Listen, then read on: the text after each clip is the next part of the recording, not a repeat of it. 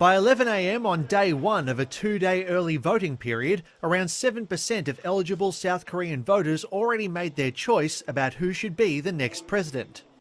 Over the past few months, people have had some tough times together. I came to elect a president who can work for the people and bring stability.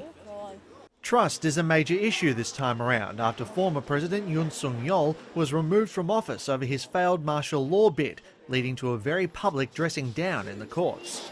The most important thing is rooting out insurrection. The economy is struggling and society feels chaotic.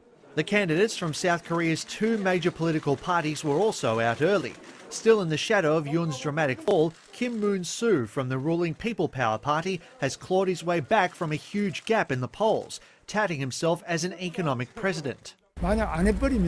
If people don't vote early, overall turnout will drop. That could disadvantage us. That's why I also voted early. But he still trails the Democratic Party's Lee Jae-myung, whose various career controversies have been almost lost in the shuffle of the recent turmoil. I hope everyone casts their vote and delivers a strong, decisive judgment against the forces of insurrection. Young women in particular are tipped to back him as he vows to establish a new ministry addressing climate change and expanding another that promotes equal rights. I feel directly related to policies about women, minorities, the disabled and labour.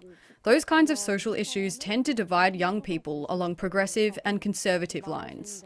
Polling shows around half of young Korean men are backing right-wing parties because they feel unable to meet traditional expectations of work, family and home ownership.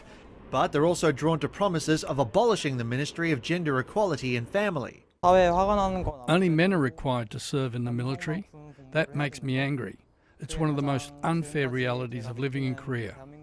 A gender divide that may have a clear-cut winner this time, but could lead to less consensus in future.